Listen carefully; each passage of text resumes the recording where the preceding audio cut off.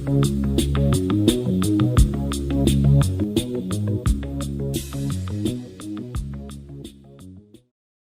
Walker's family has deep roots in Evanston. My great-great-grandfather came here from Augusta, Georgia. Walker lives in Evanston and owns a hair salon.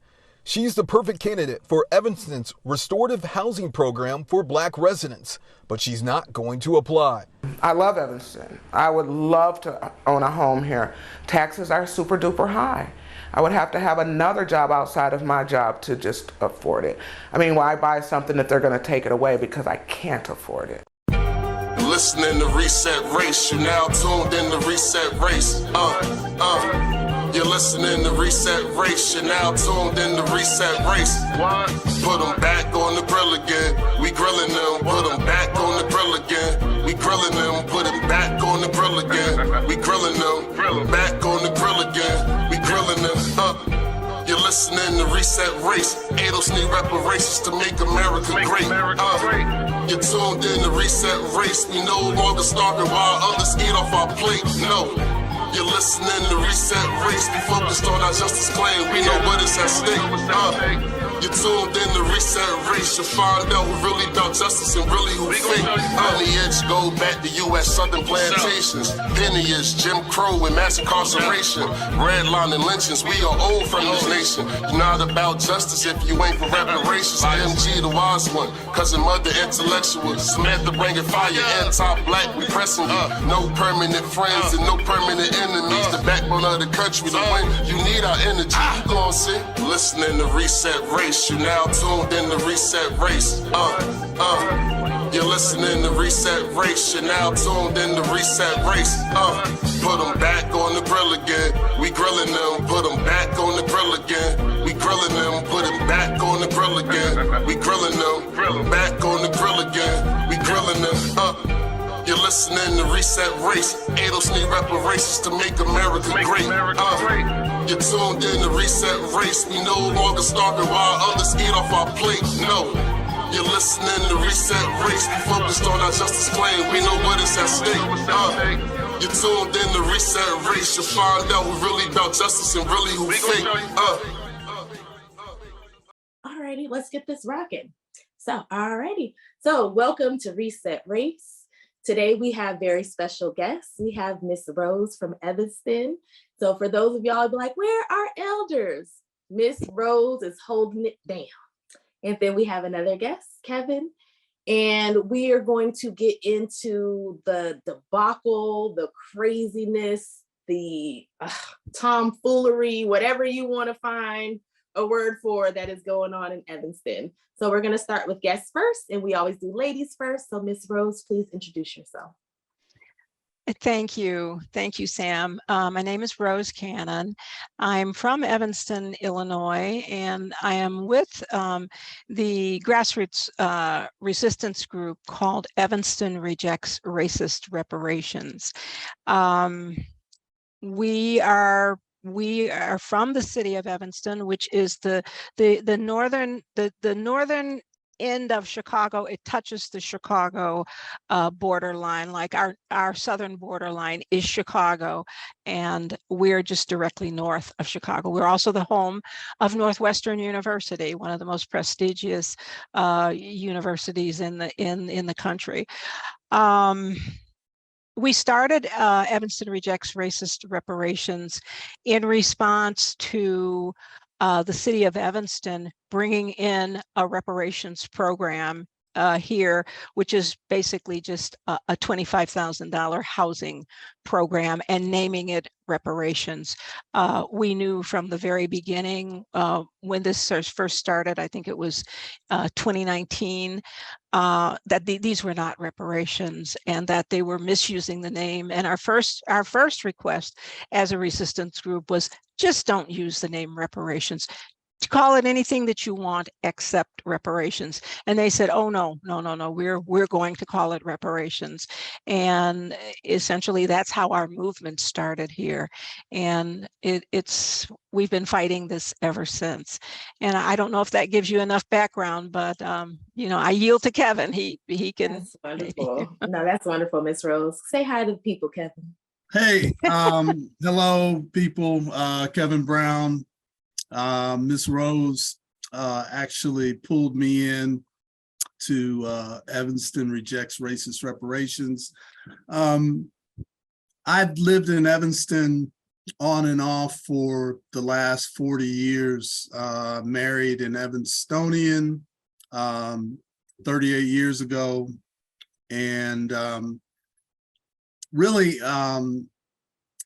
you know, I feel tied to this community since I've been here for so long.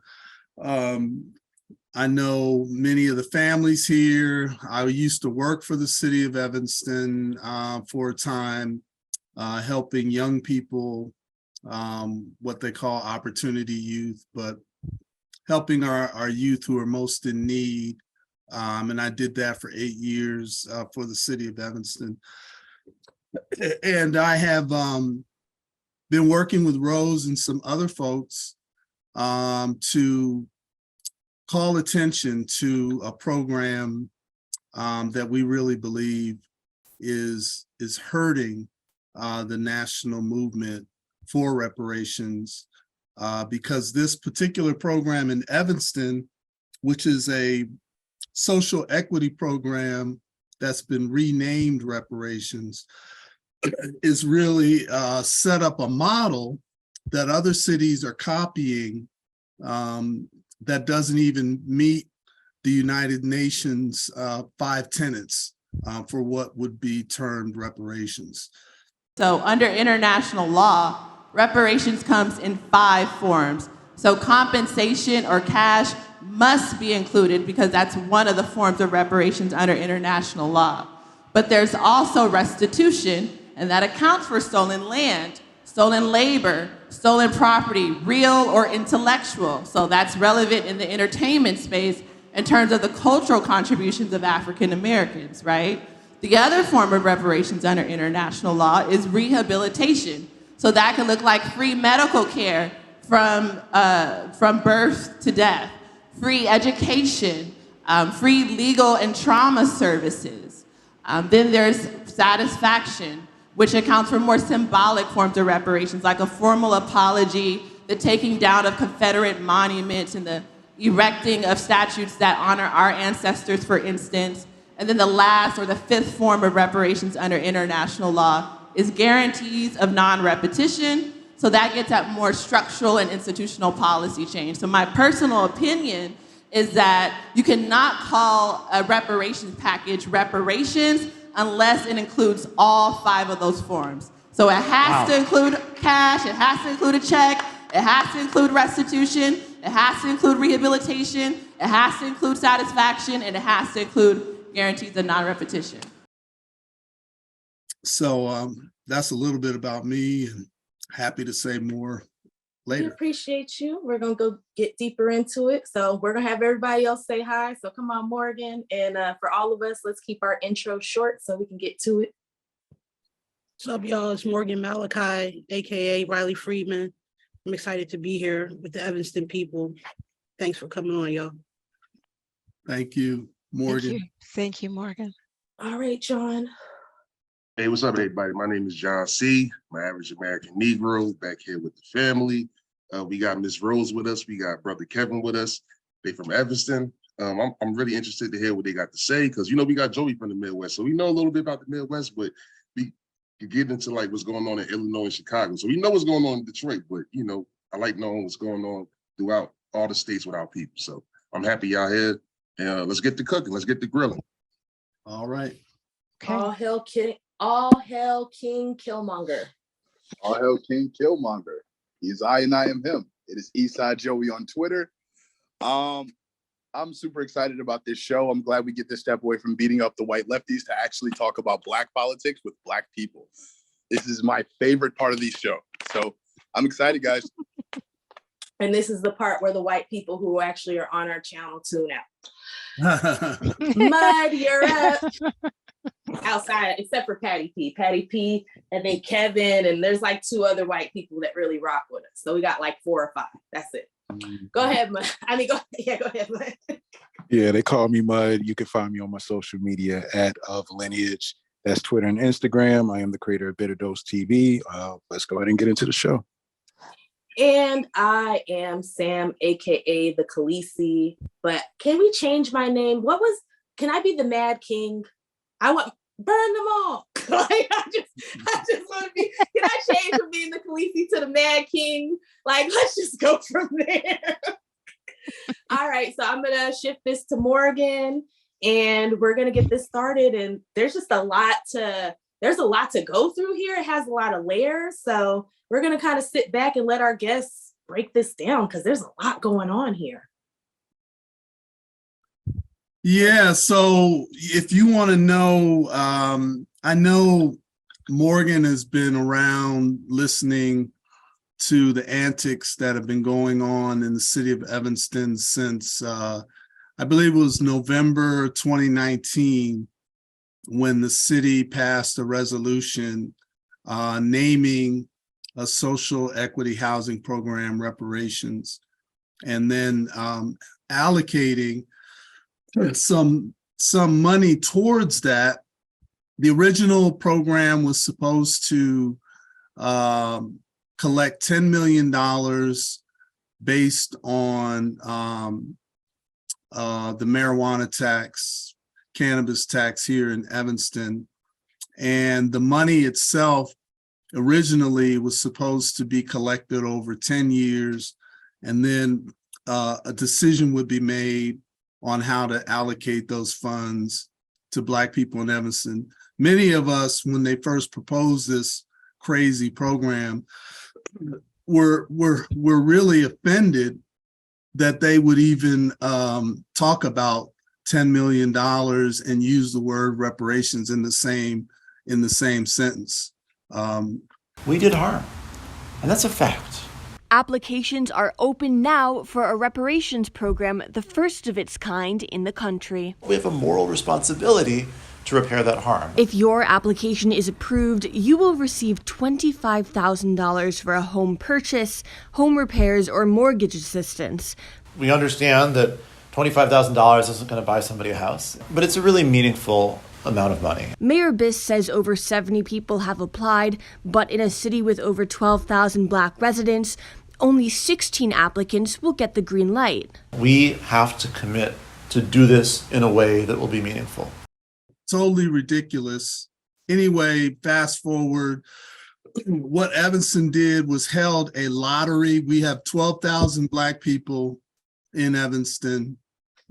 They held a lottery and they chose 400 people, but 166, I believe, are elderly folks in the community. And they said that those and I qualify in that elderly group, and I refuse to apply for it. Go ahead, Kevin. Yeah, and they said those 166 would be eligible for this reparations that they call it. It's $25,000 that can be used to pay down a mortgage, repair a home, or purchase a home. The money does not go into the hands of the people who so-called qualify. It goes directly to either the banks or the contractors.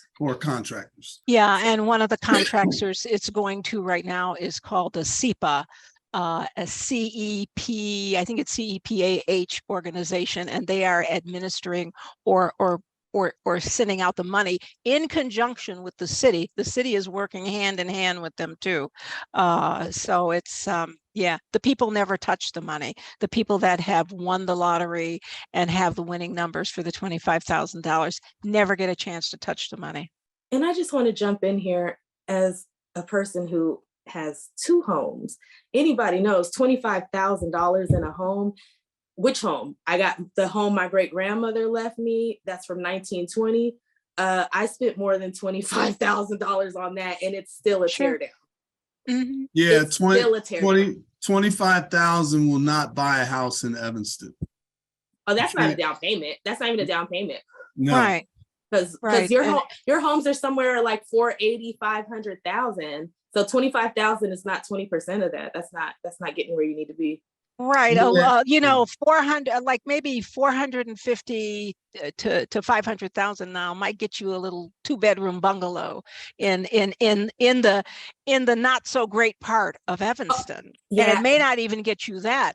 But mind you, we have multi-million-dollar mansions here in this city as well that sit on the lake. So you would not, $25,000 wouldn't get you anything, and it wouldn't get you too much even for a condo either. So it just, Yeah, the bigger concern is that they base this program on what they say is redlining and the harm that was caused to Black people between 1909 and 1969. And the problem with that is it doesn't even begin to address the harm that was caused through the redlining. And in Evanston, the people here were so racist, they took the Black homes that were in the favorable areas along the lake and other areas of town, and they actually moved them to the unfavorable areas, or the areas that they deemed unfavorable. Excuse me. Wait, you got to flesh that out, huh? You can't just throw that out there and be like, ooh. Yeah, this place was so racist that Black people were living on the lakefront, and they actually picked those homes up and they moved those homes to a part of town that they didn't care about. Right. So the point I'm making is that that's what this $25,000 is supposed to repair. So y'all got a Bruce's Beach situation, but worse. Like, how do those families still exist? That those homes were picked up and moved. They should be compensated for the land. F a house. The land is the money. Yep. Right. You can have a shack. They were selling $700,000 shacks in San Francisco at a certain point in time. The money's in the land. Yep. How? Yep. Well, one of the Evanston Reparations Commission members, by the name of Carlos Sutton, he was that happened to his actual family, and he's alive to this very day. And he's on the commission, which we kind of look at cross-eyed, and he often will tell that story. His family. The bad part about it is some people believe that we have to take this phony program as a start. That's their mentality, that we got to start somewhere. So this is where we start. And we reject that approach. Supporters applauded the efforts as a good first step, while critics say the program doesn't go nearly far enough. And Nkechi Taifa is the founder and CEO of the Taifa Group, and she is an expert on all things reparations. She joins us now from Washington. So, Nkechi, what is it? Is it a good first step or not enough? It's absolutely a first step, but we have to realize it is just a first step. Why do they always do this? They always want to start off with, like, we got to accept crumbs, knowing that no matter what happens, there's going to be a backlash. So as soon as that no one's paying attention, they're going to cut off the crumbs. Well, so that's kind of like where we are right now in Evanston. The crumbs, they were expecting to collect this money through the cannabis tax, and the cannabis tax has not produced anything. So there's 16 people, there were, I forget, 100 and so many people that had pulled the numbers, that were given numbers in the bingo pool. Of those 150 or whatever, only 16 have been paid anything or have been identified as payable. Of the 16, I know for sure that 3 of them cannot take the money. So literally, we have only 13 people that could really take the money. There are some people that don't have property, are too damn old. They're not going to go get a mortgage, and so their money is sitting up there. And they were told, well, if you can't use it within a year, maybe some of the rules will have changed by then. So you might get a chance to use it then at the end of the year. But and that was supposed to be a $400,000 payout group. That first 16 people, they had $400,000. They had amassed $400,000 to pay them. And from what I know, they've only paid 13 or 14 of the 16 people.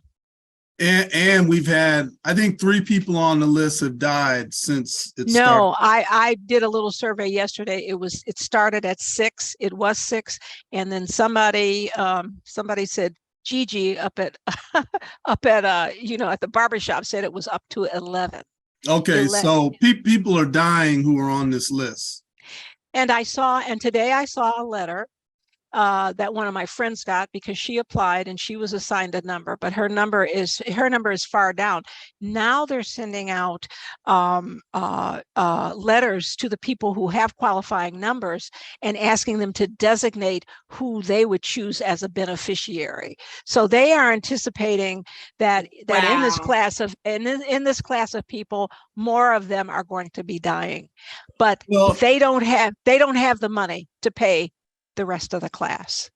I'm standing on the corner of Garnett and Maple, which used to be part of the redlined area of Evanston. Some students may not realize that redlined regions were closer to campus than they might think. I'm of the firm belief that reparations do need to happen. But it's the type of reparations that is generating controversy. I would love to get and give cash payments to people so that they can make that own determination with their money. Mayor Biss says next steps are up in the air, and the cannabis sales tax revenue that funds the reparations program is coming in more slowly than expected. I think it's worth exploring alternate ways to find revenues to accelerate the filling of that fund. And the bigger harm is there's a lady named Robin Rue Simmons who was the city council person who first put forth the proposal. She's gone on to start this group called First Repair, which is a nonprofit she started to go around the country and replicate the program that was started in Evanston. And so that's how she makes her money, is by going around to different cities proposing the same preposterous program to other white communities who want to absolve themselves of guilt. That's really what's going on. And she's bragging that they have had success in transporting this program to at least 100 other cities nationwide. It's a grift. It's a grift, and she is in direct communication, and she's in bed with Narcan and Cobra. But we're delighted to see the momentum, the progress, the milestones. All eyes have been on Evanston since 2019, when the city council established the Reparations Committee and committed $10 million of funding to the program for eligible Black residents. Earlier this year, Evanston announced the first group of recipients of its restorative housing reparations program. Former Evanston Alderman Robin Rue Simmons led the push for reparations in the city. We are recognizing this as a first important, tangible first step, one that we can build on. Yeah, so I wanted to get into first repair and its extension of Narcan and Cobra and IBW 21. And can you name any other organizations that are extensions of this? Because from I think what the public needs to hear is that there is more coming, and they're molding themselves like spider webs, so there's deeper levels to it. So if you can tell us any other group other than First Repair that you know of, or just articulate exactly the tactics that this group has used pretty much to stifle true reparations. I know what I know. Sorry, Rose, I'm just gonna say this quickly. What I know about this group is that they have taken their model to a group of mayors of similarly sized cities like Evanston. I don't know the name of the mayor's group, but I do know that and I'd have to find it and bring it back to this group. but I was doing some research on it. And this mayor's group, I think the mayor of Los Angeles, not the current mayor, but the previous mayor of Los Angeles. Garcetti. Garcetti, that's the name I was thinking of, Garcetti. He was part of the group, and this last part, he was part of the group. And what they were saying with this model was, we're basically creating reparations pilots so that we're not going to repair. We're only going to start these small groups and give them a small benefit so that we can work out the kinks, basically. Yeah, and I think they met in maybe 2019 or 2020. I read the article somewhere, but they haven't convened since that time or whatever, because I was looking to see if they had convened recently, but the mayors have not. But they are trying to, as Kevin said, or Morgan said, they're trying to create a spiderwork across the nation of these small pilot programs. And also the MacArthur Foundation has been instrumental in funding just Narcan and Cobra and IBW for I don't know how many years, and still funding them to this day. Yeah, and the other part is they are I forgot what I was going to say, but the bottom line is they're trying to replicate this. There was an article today in the Washington Post, I think we shared it, where Providence, Rhode Island has taken the Evanston model and giving it to white people. Yes, right. They made it race neutral. So now reparations is an all lives matter race neutral program. Right, and we... Sorry, Miss Rose, let me jump in real quick and give me a second because I'm about to fuss and cuss. This is you fucking progressives bullshit with this. We should just do fucking social programs. Yep. Why don't you progressives fight for social programs for you motherfuckers, for everybody, and let us black people fight for the shit we're owed as a debt. You motherfuckers want a handout while we're fighting for a debt. So go fight for your handout and leave us the fuck out of it, and we'll keep fighting for our debt. Forgive me, Miss Rose. No, absolutely. I agree with you 100%. Yeah. Go on, guys. I don't have any. Go ahead, Morgan. You got more. Morgan, I know you have more questions. Keep going, Morgan. Morgan had a list for y'all. Can you tell us the eligibility requirements for the program? And okay, we went into who's funding it. I did hear that the city passed a bill where they could get more funding, or some one of the aldermen was suggesting it comes from the general budget. Mm-hmm. Right. Yes. So the eligibility is it's any Evanston resident who can trace their lineage back between 1909 and 1969 and has to show some evidence of harm based on redlining, and that would be done through, I guess, Rose, you could tell me, through a variety of documentation. Well, I had my birth certificate, and I knew that was one that would qualify me. Even though I was physically born in Chicago, it showed my Evanston residence on my birth certificate. So that would have been one piece of evidence they would have used. You can also use, if you have any old, like we had a telephone number in the telephone book.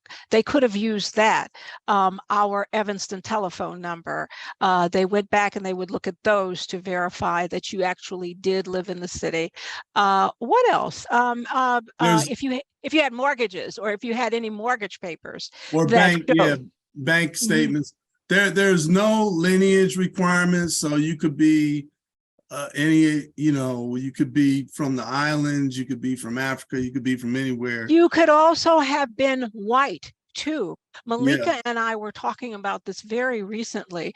We don't know. We cannot identify the people that qualified. There's only I, and I'm in that elderly class I only can identify 3 or 4 people in that group of 16. And Malika has a sneaking suspicion that white people might have been paid also, and they're hiding that from us because white people lived in that 5th ward where we all lived there too. Like a lot of that property was owned by all white people, and they lived side by side with the blacks there and stuff. Well, so, they're still claiming it's a race-based program. A race-based, yes. It is. But to answer Morgan's question, they just voted to allocate a portion of the city's transfer tax for 2023. It was $1.2 million. And that money was to go towards the people who are currently on the list now. There's another proposal where Alderman was trying to get $2 million from the general fund to also allocate towards the program. And then Robin Ruth Simmons approached the city council, and she's asking them to use ARPA money for an economic development program like they did in, I think it was in Massachusetts, I believe. Mm-hmm. And something was tabled recently. But our ARPA, yeah, anything utilizing ARPA has to be race neutral. Right, and that's specifically what was said in that Washington Post article today. I picked that up immediately because that's how white people were able to qualify in that city, because it has to be race neutral if they're using any sort of ARPA government funds. So Robin's the 500 million the 5 million she's asking for from ARPA, because this is not a race neutral program, she couldn't. They shouldn't give it to her. Wouldn't you say that, at least? Well, they shouldn't, but the point that I make is that this stuff is not reparations. It's kind of what Sam said, that this is just social, it's social a poverty program. Yeah, Stop poverty using Black social people program. to do poverty programs. Yep, that's all it is. Just do poverty programs. Yes, this country needs to take care of its poor. You just don't need to do it on the back of my debt. Yep. Why aren't poor whites, Latinos, and Asians and aliens and like green people and why aren't they valid to have poverty programs on their own without using my debt? Like you're not gonna pay them and be like, I paid you. No. Because you did this before. This is what y'all did with the New Deal. But back then you excluded us. And again, we're still being excluded because you're doing stuff for ethnicities, and then you're telling Black people that we're not an ethnicity. And this is why we're working on the delineation. That's why when Miss Rose and Mr. Kevin is talking about how you can't do race-based stuff, and that's why they're pushing stuff out. We are not trying to get stuff based on race. Nobody's asking for payments based on being Black. We're asking for payments based on being descendants of chattel slavery. The descendants of the Jim Crow era, descendants of the Nader period before that, when they were hanging our grandparents, some of our parents, our grandparents, taking our land, taking our businesses. All of this keeps going. This is what we're fighting for. So this has nothing to do with race. If you would have enslaved white people too, instead of just the Black ones, then those whites would have been eligible in this country too. But for some reason, you just wanted to enslave the Negroes. Mm-hmm. So now you want to be like, oh, but it's tied to race. That was your decision. You made these classifications. You took us into being Negroes and elevating poor whites, and y'all did that. So you need to pay us for our lineage, and you cannot lump me in with other people. I'm not gonna get super deep in this, and I'm sorry y'all for jumping in. No, not at all. I am a Black American who descends from chattel slavery. I do not have the same experiences or I have the same experiences as somebody whose parents got here after the Cosby Show. You understand what I'm saying? So this is the thing, right? I have a lot. So I'm one of those people who has a bunch of first generation friends. So one of my great friends is Ghanaian American. She completely rocks with everything we're saying. She doesn't believe that she should get reparations as a first generation Ghanaian American. She tells other Africans from all over their diaspora that they shouldn't get nothing because if shit pop off and they start chopping off Negroes' heads, that they gonna get on planes and go back to where they come from. Or go back to, sorry, no disrespect, because my Mexican homegirl checked me because she was like, this is my country too. And I was like, yes, it is. So they go send you back to your mama's country. Mm-hmm. But this is my whole thing. Like, we are our own specific group, right? Like my homegirl, I taught her about Black American history. Her mom couldn't teach her about my history. My friend is not bad. She's not a terrible person. She rock with us. She would be happy to see us get what we're due. But she understands that we're not the same. Like, we're not. Even how her mom talks to her, how her mom is, her grandmother, her experiences with her Ghanaian grandmother, who literally was from the continent and was still living on the continent, would come and visit. It's different. There's nothing wrong with it. They have their own culture. My homegirl, her family's culture is different than my culture. Me and my homegirl may have similarities because of the fact that she grew up in America, in the suburbs, as I did as well. So our similarities are there, but we're still different. And there's nothing wrong with that. The same way it's okay for a person to be Cuban and a person to be Mexican and a person to be a Spaniard. It's not hate. It's just we have to be our own people. And when this government, sorry, I'm gonna finish up right now. I'm a lamb. I'm sorry. Not at all. And when this government is literally saying, because I listen to the affirmative action stuff, when this government is literally saying we are not going to do anything based on race, and then when you want to tell us that we don't have an ethnicity, but everybody else gets to have an ethnicity and everybody else can get a piece of the pie because of their ethnicity, you are discriminating against Black Americans again. This is no different than what you have done for generation after generation after generation. I'm done. Thank you. Thank you for letting me rant. Just to add, we are not flat Black. We are not flat Black. We have different culture. We've developed it. So. And nobody tells Jamaicans that they're Africans. Nobody tells Haitians that they're Africans. It's only Black Americans that have to be Africans. All other Black people from the Caribbean, the Latino, I've never seen them tell a Brazilian person, you have to identify as African. You're not Brazilian. Your country hates you. Look at how they treat Black Brazilians. Look at you. I've never heard them say this to Brazilians. And I got a homeboy in Brazil. He has his own inner issues in the country, but he don't be telling me about Africans telling him that he got to identify with the motherland. What is the main thing that you want the rest of the country to know about Evanston program? I've been saying across the country that we have to let the country know, and when we talk to Black people in many communities, and you actually explain to them what's going on in Evanston, most people will say this is not a reparations program. A fraud has been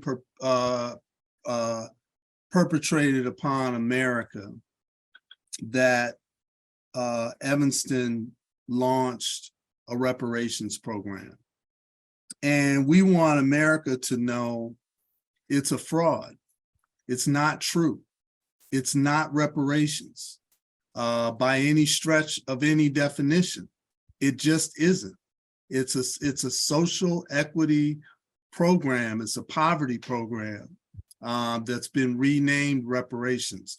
People need to understand that so that we can get back to trying to create real repair.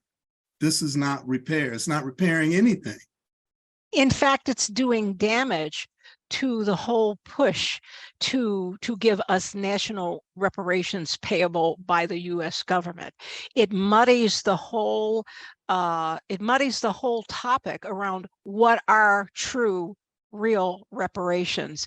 If you have these tiny municipalities, you know, as you say, spidering out across the nation, offering, you know, little pieces of what they call reparations, when it's time for the US government to pay a debt that is owed to us for the stealing of our ancestors' wages and property, these tiny programs are just going to serve to muddy and maybe even hurt the whole national push when it does come time for the government to pay us. And I believe the debt is only payable in order to close the racial wealth gap is only payable by the US government. They owe us the debt, and they are the ones that should pay us, and not these little tiny municipalities who, as Kevin said, are only offering social equity poverty programs. And just to jump in, Ms. Rose, I want more than to close the racial wealth gap. My ancestors built the wealth of this country. That little $350,000, $35,000 a year for 10 years, you bastards ain't getting off that easy. It takes at least 20 million in this country to be comfortable and be able to move the way you want to move. Don't talk to me till we hit at least that number. And I mean per Negro. Okay. So I want the 6.4 quadrillion, or 6.2. I want the 6.2. And that is supposed to be 151. So I think 20 million is a bargain, especially because we're just talking about the lost wages. We're not even getting into, because once you add the 40 acres and a mule, you start adding Jim Crow, red line, I think you should take the fire sale at 20 million. And I mean, that's the base. That's the bottom. Under that, I don't want to hear it, because you can't give me $35,000 a year for 10 years and call that reparations. For me, it's great. I'll spend that money on, I'm going to be the Negro spending money on bullshit because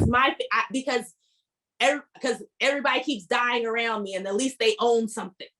But for a person who doesn't have a key, can't turn a lock, that $35,000 for 10 years is nothing. And for a Black person who's working and struggling day to day, that $35,000 is going to get absorbed yearly into their regular expenses. They may help their kid go to college. It's gonna get, and at the end of the 10 years, people are going bankrupt because they ain't gonna be able to pay them credit card bills. They ain't gonna be able to keep paying them mortgages. So no, give me my money. Sorry, Miss Rose. That's a big contention for me. I'd be angry. Like, I understand the racial wealth gap is the base. You should have closed the racial wealth gap in the 1960s before you dumped all these people on me. Now you gotta pay what you owe. Well, I always say it like this when I'm talking to some of the white people that might want to question me. As you're talking to me, the debt is increasing minute by minute as we sit here and waste our time on John and jacking around. So keep on talking. The bill is going up every minute. I'd prefer they not talk, personally. I'm over the talking. I just wanted to say that no matter what the states do, the federal government owes. Yep. These little programs for redlining doesn't do anything to take away from the debt that the federal government owes. Nope. Do not let these people try to sneak past you saying, "Oh, well, we did a little thing at Evanston." I don't give a damn. Mm-hmm. Yep, I agree.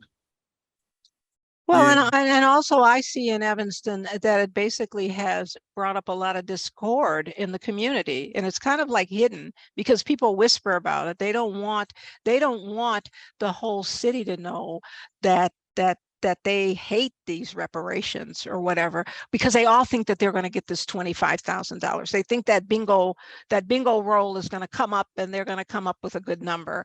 And for that reason, a lot of our people don't come out and protest as hard as we do in our little group. And I think my personal feeling is that there's a good portion of our population that understands white people well right now, and they have every reason to believe it. They know that these people are not giving us anything.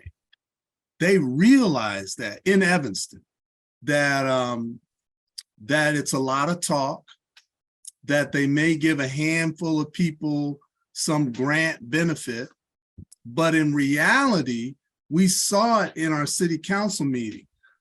When they had an opportunity to fully fund the program, they dodged it. They don't want it. They don't want it. They don't want to do it. Right, because using the cannabis tax money was easy. That was a no-brainer. Yep. Oh, that's not coming out of my pocket. So, Yep. you know, let them be over there. Let them take that money. Yep. That's fine with me. But now that money is not sufficient, and now Ruth Simmons is asking, can we use your city general fund, Yep. which is funded by these white people's tax money, or That's can right. we use your ARPA money? Now you're going to see Yep. where the real shit is. That's These white people don't want their money used for That's that. right.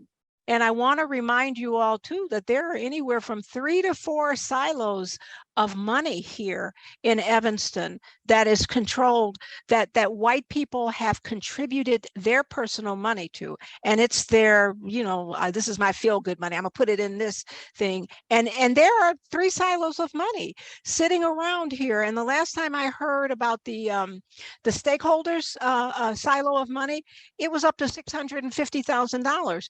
And my request to you is, before you take money out of my tax fund, and before you take money out of my ARPA benefits, you take money out of those silos of money that you're holding, where the white people have put their donations there to give them a feel-good feeling. Oh, we're going to put our money here, and this will be used for reparations.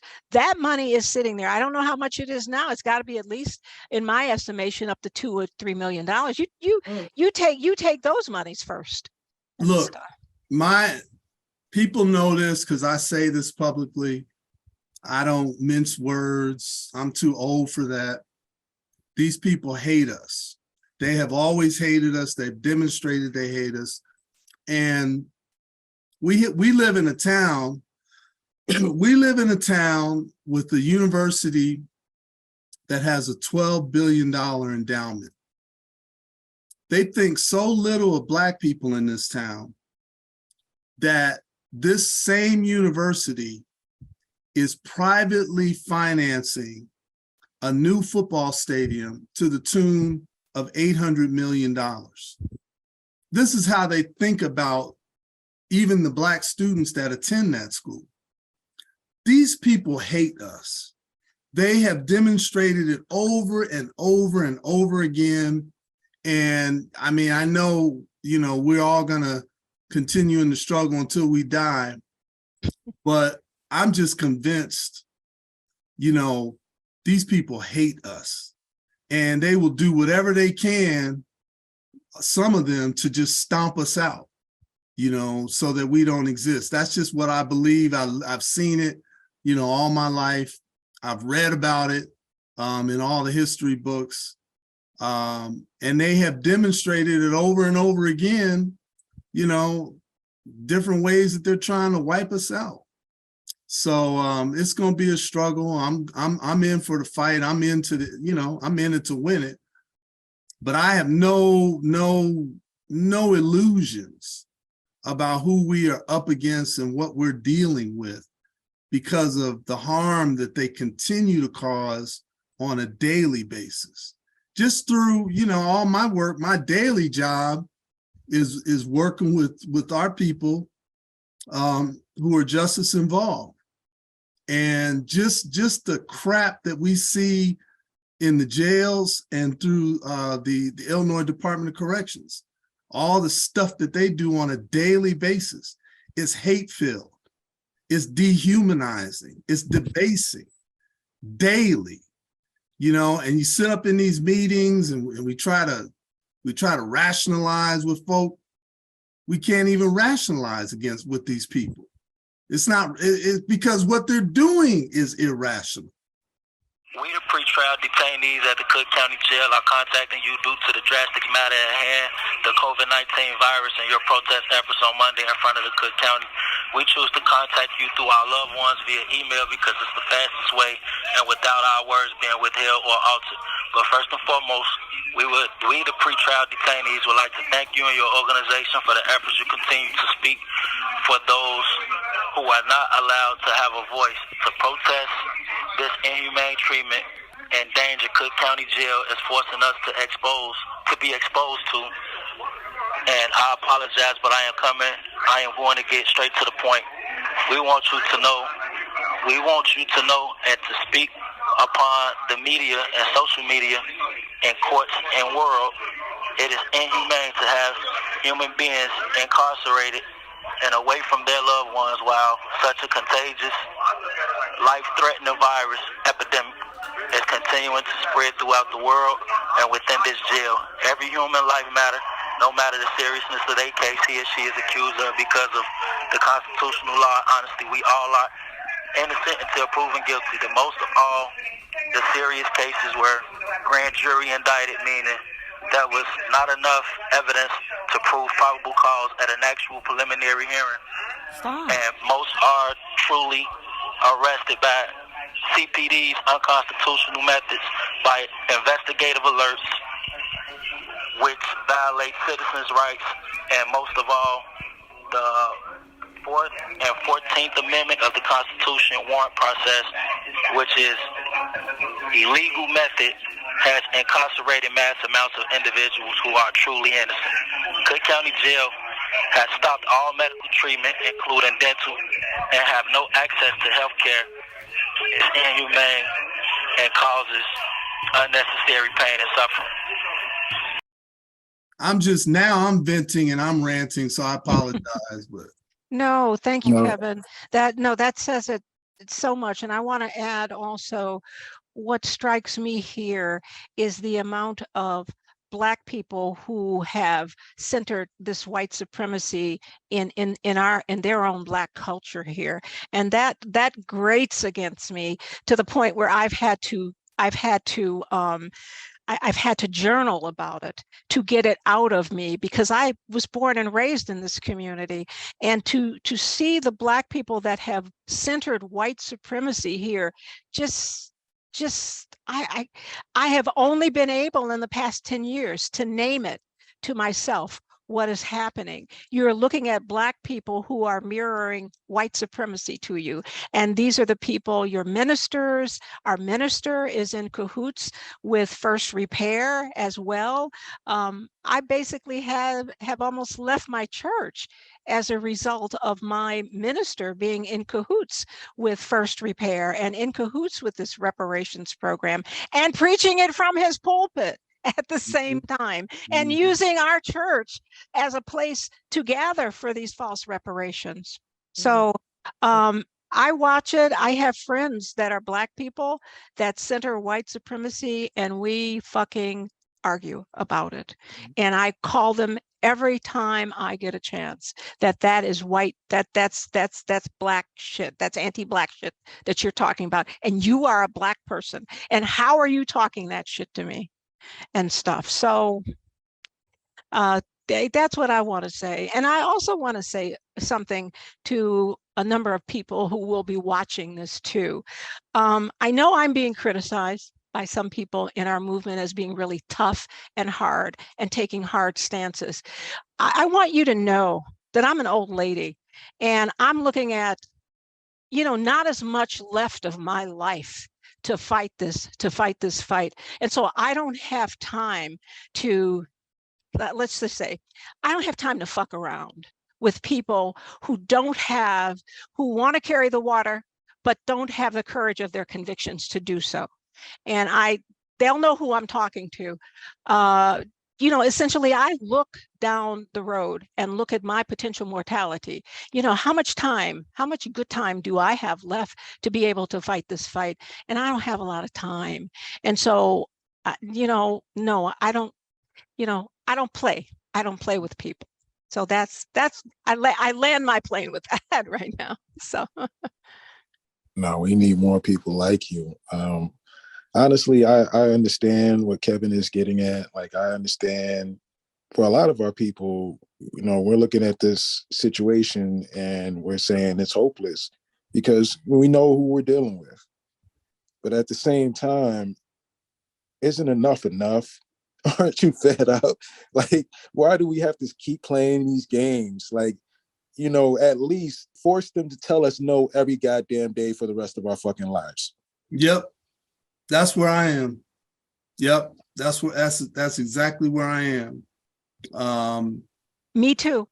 I'm not going to allow you to live the lie that you constantly put out there in terms of, these Puritan values or whatever you think you have when it comes to humanity.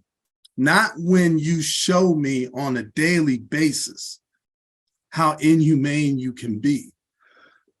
I'm just not going to allow it. And I'm going to call it out every time. And I'm going to call out our folks like Robin Rue Simmons, who are willing to just sell their soul for $1. It's just like, it's always been about the people. That's what it's about. And when you lose that, you lose your humanity. It's not funny. It's sad because when you say what you're saying, especially about, how, you see the same things over and over, and it's the same James Baldwin quote, right? Like, I don't know if white people hate me or not, but I can only talk about the state of their institutions. All of these institutions are anti-Black and are working against us when we built this country. Yeah. And it's just like, how long will you, okay. So since there's all this stuff that's been going on, like, let's have a real conversation. A lot of y'all are no different than the Germans who sat around and watched the Jews be hauled off and taken to their death in the Holocaust. Like, let's be real. Black people are suffering through our third genocide. We have not stopped. We have not stopped. And y'all just don't care. You are literally watching and sitting by and watching a group having a slow genocide committed on them, and you were doing nothing. Nothing. Whew, when the history books are written about this era, y'all people gonna be so ashamed of your family members. And it's not just gonna be white people. It's gonna be all you people of color who have come here and said the things and treated us the way that you have. When the history books are written for this time period, all of you will be looked at the same way that people look at the people who just sat and did nothing in Germany. I just want to say this, Louise. I just want to say this, though. I've been quiet, been listening to everybody, what everybody been saying. And I just want to bring it back to the beginning of the podcast when Kevin was talking about how they literally moved Black people's homes. Like they got a crane or they rebuilt. What? It's like they went to their homes like, I'm not leaving my home. It was like, we can physically move your home. No, I don't want to leave. No, we're going to physically move your home. We're going to put you by a nuclear power plant, but you still got your home though, so don't complain. It's by a nuclear power plant. You still got your house. It's not that bad. Like nobody has to go through the things that we've been through in this country, man. So, you know, so that's one thing I had to say. Like, so the thing about it, like with the immigrants, like I've been through this. I'm like, none of this happened to you in America. Things happen to you outside of America. That's why you left your country to come to America, because you knew that these things would not happen to you in America. You know, here in Evanston, and I was here to witness it when all the Caribbeans started flooding in here in the 70s, okay? And they had to have their own special languages in the schools. You know, they lived in their little enclaves, that they held themselves apart from us and stuff. And my children made friends with them. But they came in with the attitude that they were superior to us and superior to our culture, you know, and I'm going to say, who are these motherfuckers coming in here? Who are they? A lot of that has to do with them thinking that we're not an ethnic group too. Or like a lot of they know we're an ethnic group, but the fact that we live under this, you know, this white supremacy thing that's going on, and white people said that you're not an ethnic, you're just some lost Negroes. They really, they literally. I'm like, you knew because you came from a different place. I'm like, you from the Caribbean. What are you talking about? So, I mean, like, so I bring it back to say, like, I think that when it comes to the local level or the city municipal level, I think one thing that we should do is try to do things based on the census, kind of trying to do things like, you know what, kind of use that again, like, you're right, I don't know who I am. So we can figure out who is who. So when we collect that data and go to the federal government, now we know we have state censuses that we had little programs set up to see like where Black people came from and like, you know, their ethnicity and lineage, you know, so that then we come to the federal. So now it's more, we really know who we're distributing the federal funds to, you know. So I actually agree. Absolutely, absolutely. I agree. And that's all I got. So. The delineation is necessary, the delineation, which they're doing in California and stuff. We are very cognizant and in touch with California, absolutely. And essentially, we would like to stomp out these municipal programs. They are losers, and we'd like to stomp them out across the nation, actually. I agree. Mud, go ahead and jump in there. I know you were trying to get a little thing in. Yeah, I was just going to say, I agree with John that if we're going to organize on the local level, it should be to like push for disaggregation.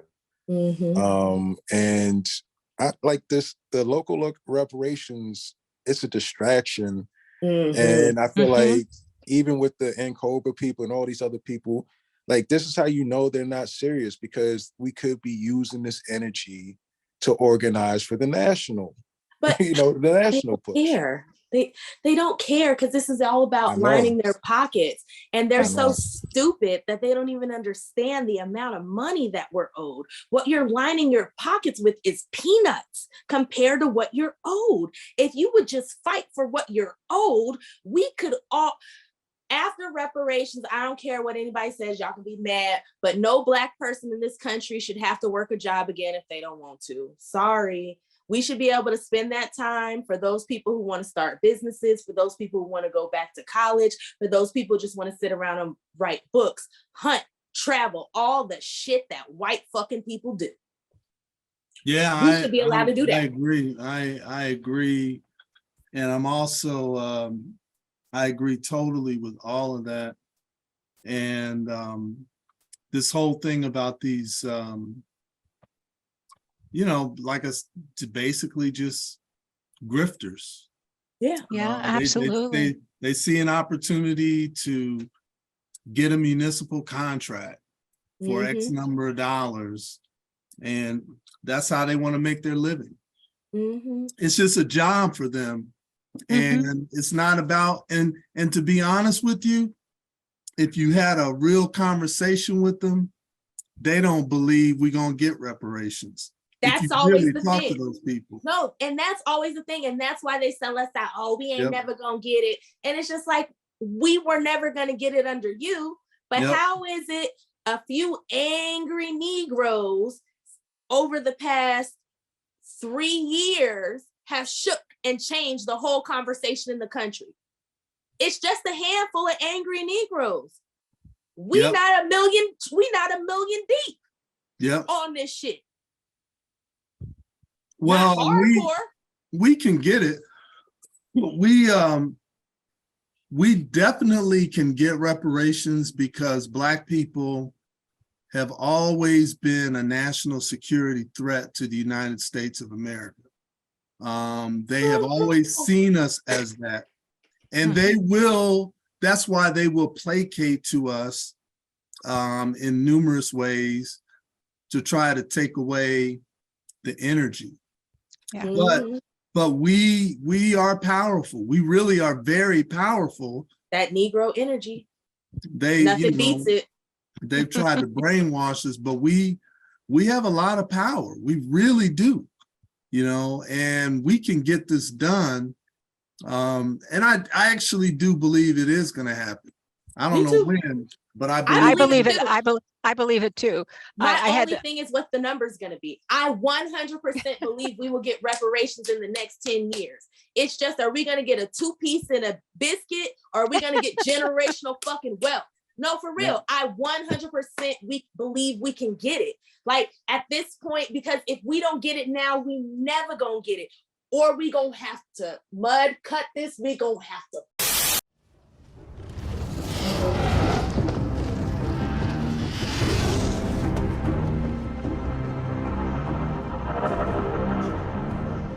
Lord Randall Tarley, Dickon Tarley. I, Daenerys of House Targaryen, first of my name, breaker of chains and mother of dragons, sentence you to die. Dracarys.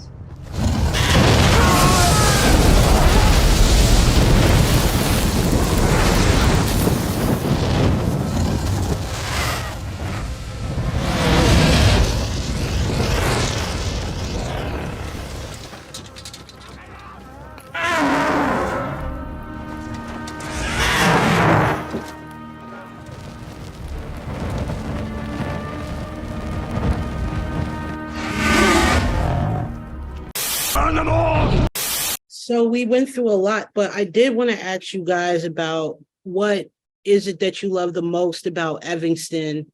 And I kind of want to get a little personal about why people should respect true reparations and what is on the line that can be destroyed and what do you want to see saved, I guess. Well, this town has a really deep history in terms of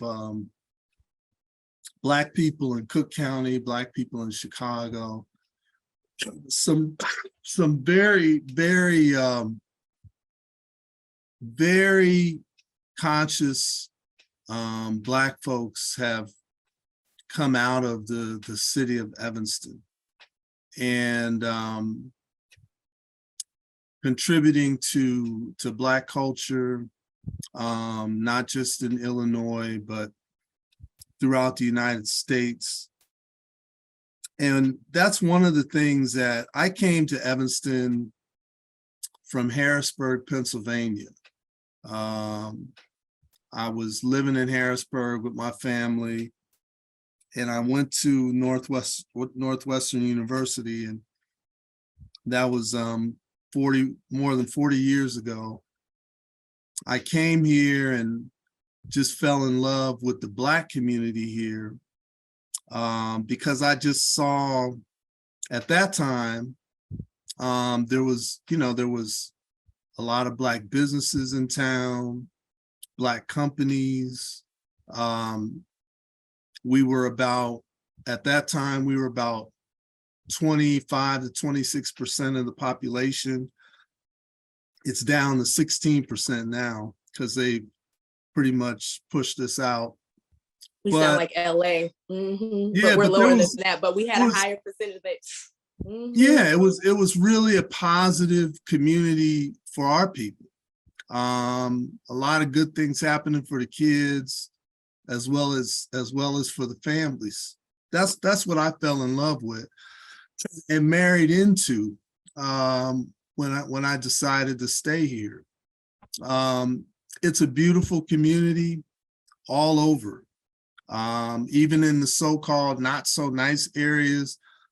I'm from Pennsylvania, and there's no part of Evanston that could touch North Philly or West Philly. Like you can't, there's no comparison. It's a beautiful community. True. That's true. So, when people talk about bad area, there is no bad areas in Evanston. It's a beautiful community all the way around. And I really think it's nice. The bad part about our community is the white supremacy. Places like Northwestern University, the banks, who've caused a lot of damage and a lot of harm. But in spite of that, Black culture was very rich here and was able to flourish until only the last 20 years. So Rose grew up here. Yeah. I grew up here. My mom, when she came here to Evanston, and she was pregnant with me, they only had a Black hospital. They had a white hospital and a Black hospital, and Blacks could only go to the community hospital here. Where'd your mom move from, Miss Rose? I'm sorry. My family, she's from New Orleans. My family's from New Orleans, but they had moved to the south side of Chicago. And my father, who had lived here my father was like 10 years older than her, and his first wife had died, and he met her at a, what is it, one of those, an Elks party down in the city. And then he brought her out here, and she refused to have, she already had my older brother, and she had had him in Chicago, in St. Luke's Hospital in Chicago. And she said she wasn't going to have her children out here because it was racist. And so I was born in Chicago, but I grew up here and stuff. And I went to all the schools here, graduated from UIC here. But I also traveled around. I lived on the south side of Chicago for a while, and my husband and I lived on the north side for a while. So we know the area. But I always, when we were deciding to have children, we were deciding whether we were going to live in either Evanston or Oak Park. And I said, I cannot live in Oak Park because I would have to ride the train all the way through the west side of Chicago in order to get home every day. And I said, I just can't do that. And so we decided that we were going to live here in Evanston. I love Evanston, but I have a love-hate relationship with it. I've always been fighting and didn't know what it was, but I've always been fighting the Black people that have centered the white supremacy here. And there's a lot of them here. And I must be honest, I centered it myself too, because I grew up believing that, hey, you center this, the bootstrapperism, you have to work hard, pull yourself up by the bootstraps. There's something wrong with those people over there, that they have to be on welfare and shit like that. But now I know what I was fighting and stuff. And I can see it very obviously what's going on here, the white supremacy and the Black people that center it. That's one of my really big pet peeves, and I will call them if they're ever in my circle talking that shit. And I have to talk to my grandchildren about that too, because they go to the high school here. And I forget what percentage Blacks are, but it's not a great percentage of Blacks in the high school. So they have white friends and all that shit, and I have Black sons that married white women who have almost destroyed my family here and stuff. So what I like about Evanston is that I know where everything is here.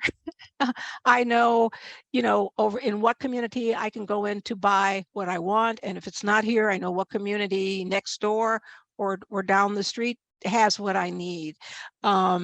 And what I agree with what Kevin said, there are really no bad parts of Evanston. Everything is, it's still beautiful here. And I have been to North and South Philly, and we don't have anything remotely like that here in Evanston. I would just add, I would add for Morgan that the reason why Robin Ruth Simmons could do what she did has to do with the culture in Evanston.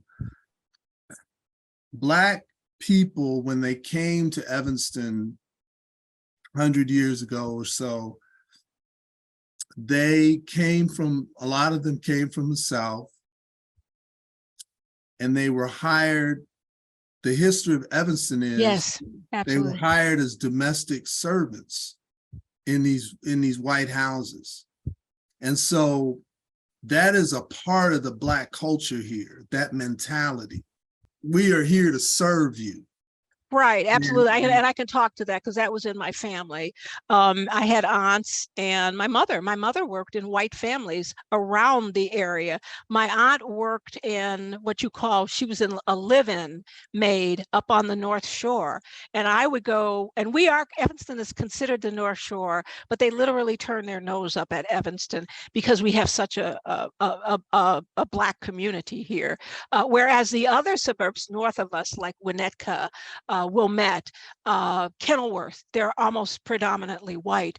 My aunts worked up there in those places, and they worked on the place, which was meaning that they lived in white families for 5 days a week, and maybe for Saturday or Sunday, they would come back home to Evanston. So Evanston was sort of established, like our Black community was established based on those maids and servants having their houses in the Black community in Evanston, where they would come home from the big white communities up north. And we grew up like that. And that's probably why there's so much Black people centering white supremacy here, because that was the way you made your money in the white houses and homes up here.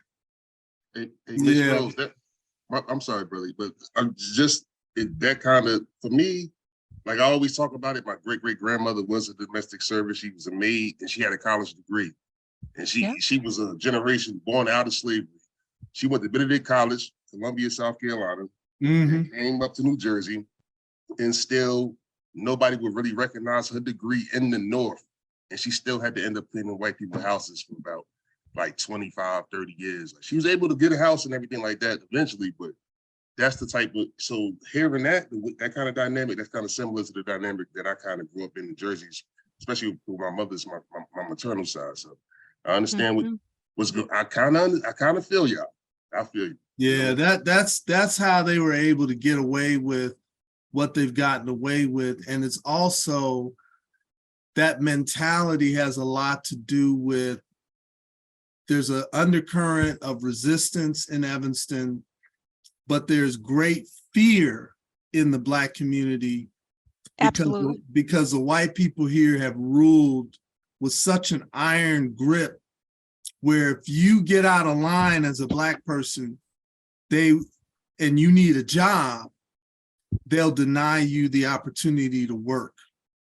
They will kick you out of your housing. They will do all kinds of terrible things, and it goes on to this day. This isn't 20 years ago, 50 years ago. This is today. Right. If you're Black and you get out of line in Evanston, they will put you down. And they will make a public example out of you. And that's why there's so much fear by a lot of Black folk in this community. Somebody was asking me online, actually, it was Roz Mickens asking me, what are your people afraid of? Why aren't they coming out to this town hall tomorrow that Robin Ruth Simmons is having here? And I said, because of fear. And she said, what are they afraid of? She wrote me back. I said, they're afraid of retaliation. And honest to God, that goes on to this very minute as we're speaking here. I have friends that won't make a move unless they got white people allying with them. And it's like, no, I can't do that. I run a Black gallery, an online Black Afrocentric gallery, and I had a lot of pushback when I started on that. What are you doing? Why, I can draw pictures of Black people. Why wouldn't you want me in your gallery? And it's just like, no, we're not going to talk about that right now. And that we're talking about 3 or 4 years ago. They were brazen enough to say, why wouldn't you consider white people? I said, well, and then one answer I gave is because you haven't considered us in your galleries. So I want a place for my people to be. And so, and there are people in the art community here that will not push back against the white community. In fact, they will bring them in as allies and say, oh, we'll all do art together. And no, you're still getting the shit into the stick here, no matter what. So. Yeah, the retaliation is real, and it's borne out in tangible ways. And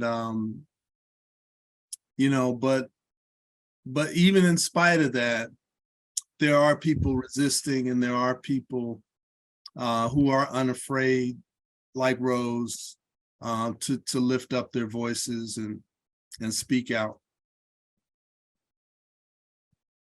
So we'll keep doing it. Absolutely. Absolutely. And they're getting ready to have a town hall here. Robin Ruth Simmons is bringing in Sheila Jackson Lee, and I forget, probably Whitney Dow, and and all those people tomorrow here. Yep. Same cast of characters. Yep. Yep. So I wanted to ask y'all to flesh out the lottery. It's really hard for me to wrap my head around this. Yep. Well, what can I tell you? Somebody who actually attended the lottery pulling for the numbers said, that's the bingo thing that we use for bingo every Wednesday at the Foster Senior Club. So literally they had the same bingo machine. They threw in a number of balls. I guess there were about 400 or 500 people. I don't know how many people were, I don't know how many numbers were thrown in, how many balls were thrown in, but they selected 123 or 140 out that they assigned numbers to. And then from there, from there, I don't know how they chose the 16. Do you remember how they did that? I don't know how, but my issue was, and I was one of the people that basically say, how dare you conduct this situation in that way? How, it's like when you said what you just said, who could wrap their head around this? And then that there would be Black public officials that would sanction this as an activity.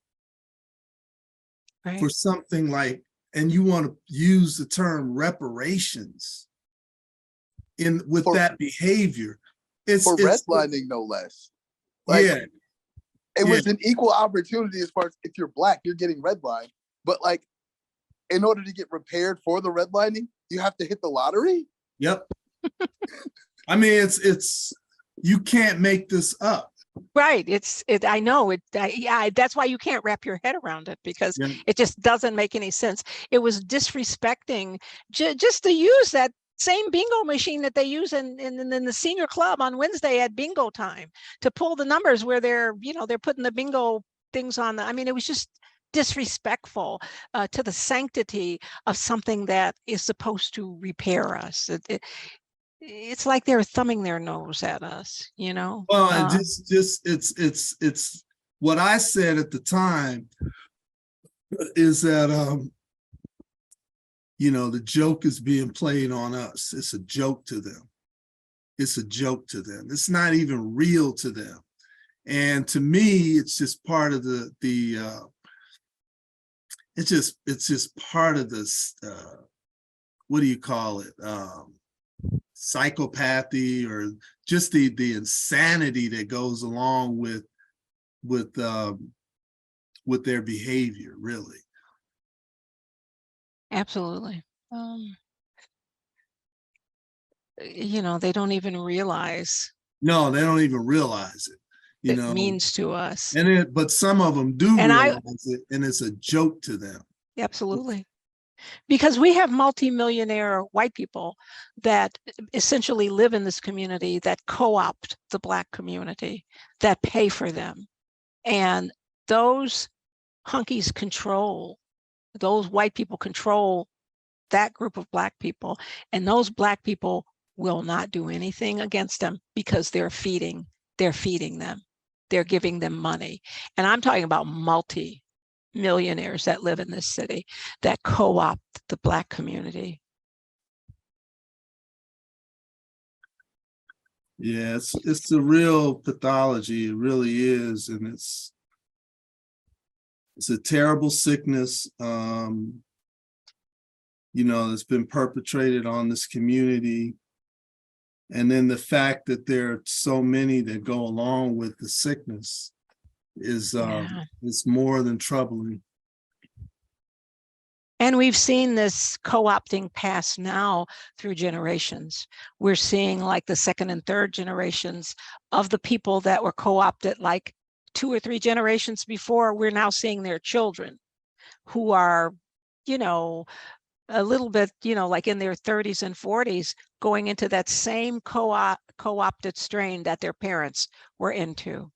And I'm not going to name names, but they're doing the same things their parents did to us. They sold us out. The parents sold us out. The Black parents sold us out because they were co-opted by the white elites who had money to pay them.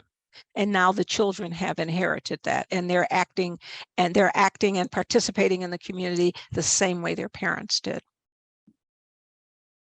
Generational grifters. Yeah, thank you.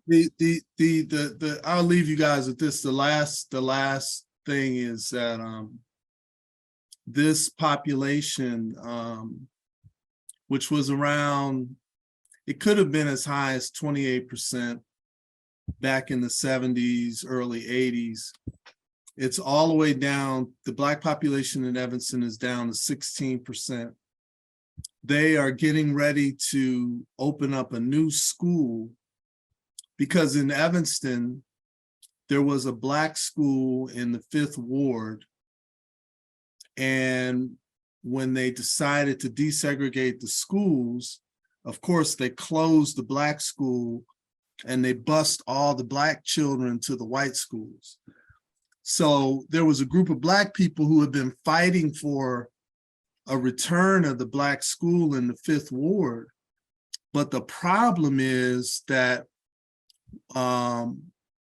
we're not where we were in terms of numbers 30 or 40 years ago. So what's going to happen when they open up the new school in the 5th Ward, all of those, that's going to just cement the gentrification that's been going on. And all of those white families in Chicago who want a neighborhood school where their kids can walk to school in safety and so forth, when they build that school, that's pretty much going to be the end of the Black community in Evanston. It'll get down to, I would say it'll go down to 5 or 6% at some point, because it's already dropped, like I said, from 28% to 16%. Once they open up the new school and those children who are living in those houses in the 5th Ward who they inherited from their parents, a lot of them are going to sell those properties because they can get, $400,000 or $500,000 for them. And that's going to be the end of it pretty much. So maybe that's why they said they wanted this fake reparations program so they could pretend like they were a liberal, progressive place. But it's a lot of pretend. Right. And the young man that's in here from the Washington Post right now said he is finding that as a pattern across the United States, that you have these white progressive cities who have redlined and subjugated their Black communities for generations. And he's finding that as a pattern across the United States. So it's alive and well. That's what we're here.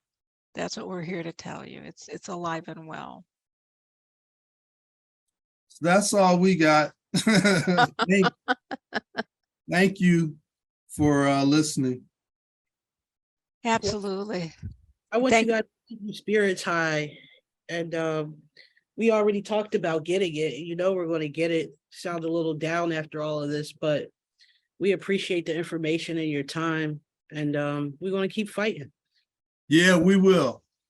I want us all to unite across the United States from coast to coast to try to stomp out these false municipal programs, and so that we can all get, and I'm not even too sure about even how the state programs will be either. So we're all centered on true reparations at the national level.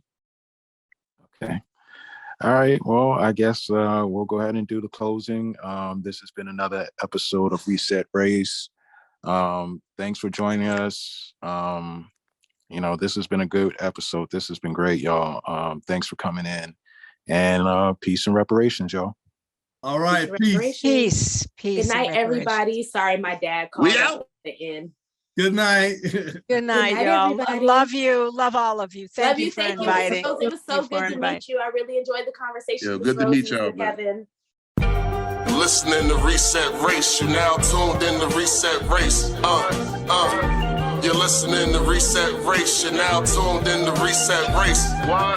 Put them back on the grill again. We grilling them. Put them back on the grill again. We grilling them. Put them back on the grill again. We grilling them. Back on the grill again. We grilling them. You're listening to Reset Race. ADOS need reparations to make America great. You're tuned in to Reset Race. We no longer starving while others eat off our plate. No. You're listening to Reset Race. We focused on our justice claim. We know what is at stake. You're tuned in to Reset Race. You'll find out who really about justice and really who fake. On the edge, go back to US Southern plantations. Penniage, Jim Crow, and mass incarceration.